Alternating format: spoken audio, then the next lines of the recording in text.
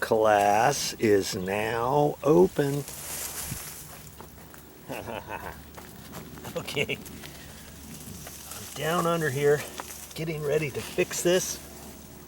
There's a pinhole underneath right here and I need to fix that. So first off, I'm gonna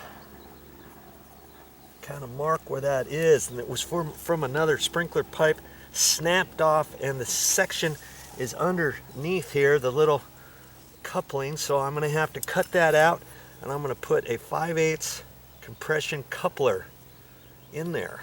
Okay, I know this pipe is 5/8. I've already checked it out, and so I'm just gonna take my snips and I'm gonna cut this out. And I might cut that. No, that's about right. Okay, now I want you to see what's inside this pipe. It's the back side of the coupling that snapped off. You see there? That is the little section of coupling.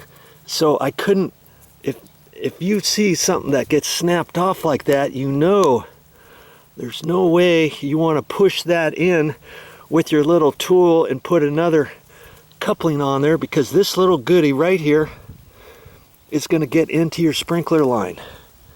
Okay, and that could cause havoc. It could plug up one of your other tubes, and then some of your plants could start dying. Okay, we don't want that, do we?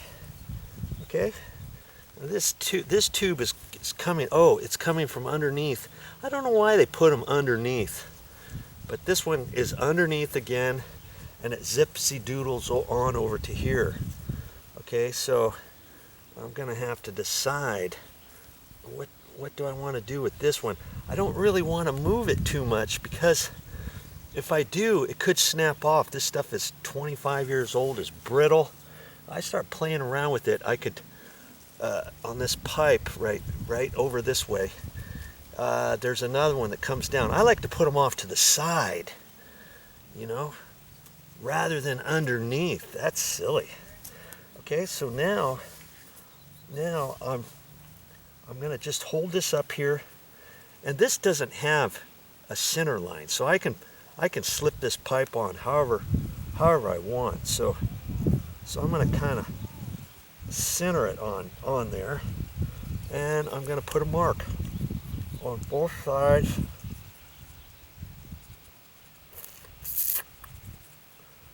And that'll tell me how far I should slide this on both directions. Okay. All right, so, and this is designed just to fit. You don't have to use any glue, anything. It's called a compression fitting, and there's a concave area in there, so you got to make sure you get the right size. Some main drip irrigation pipes are 5/8, some are 1/2 inch, some are 3/4. Okay, so how am I going to do this? I guess I'm gonna do it with my left hand here, and you see, it's kind of hard to get on at first. Good grief. And it's almost like, is it the right size? Well, yes, it is the right size. If you measured it before, I should be on the other side because I'm right-handed, and it's easier for me to do it with my right hand. But once you get it started, now you kind of walk it back and forth, and I can do that to my mark. Okay. There, right there. Okay, that's the first step. Now raise it up, get it in there. Oh, is your mouth just right? And kind of walk it on there. Okay, there. Done it. I did it. I got it marked on both sides. And I like to put the marks on there first. Okay? And that's it. Now, if you want to check that, you want to check your project, you can turn your bubblers on manually, turn it on, and let it go through there and see, and you should see that is not going to leak. That should not leak if it was the right size. Okay? And the 1/8" tubing, or 3/16, that had snapped off, I looked to see where it went. It went down to nowhere. Used to be a plant there years ago, and it had died off, so I don't have to install a new line. Now, if that line was going to a plant, I would simply take my little tool, punch it in there, put a coupling off of there, use my 1/4" tubing, and put a bubbler wherever I need to go. Okay, and away you go. And that's a quick fix for how to repair your main drip irrigation pipe. Okay, that's it. Hope you learned something. Now, here's one last tip for you. Before you make your repair, if this line is down in the ground 5-6 inches and you have to dig it out and it's muddy and stuff like that, you want to wipe your pipe off so that you can get your marks, and you want to make sure you've got it lifted up and you have enough room on both sides of it so you can lift it up, kind of like how I did, to get it in there. Okay?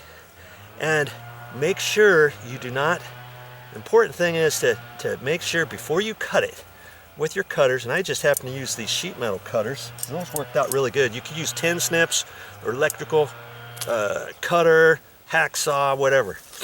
Okay? But it's important before you do that to make sure no mud gets in your line.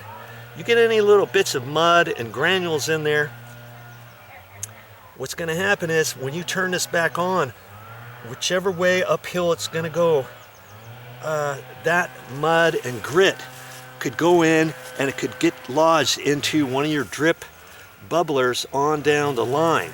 And maybe after a while, after you do your repair, a couple months later, you see that something's dying. It might be because one of your bubblers is clogged up. Now you're going to have to find out. You're going to have to check your bubblers, turn your bubblers back on, turn your sprinklers back on, check your bubblers, make sure they're all working. And if it's not, you can cut out the bad bubbler and put in a new bubbler or something like that.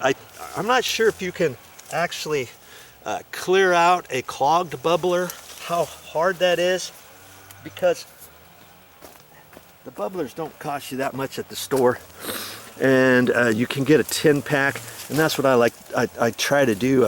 If I've got a new bubbler to replace a bad bubbler, I'll do it, and then on the off chance later on, if I don't have any bubblers left without going to the store, I might, in a pinch, I might take a little wire, paper clip, something like that, and try to clear out one of the old bubblers and see if I can get it to work.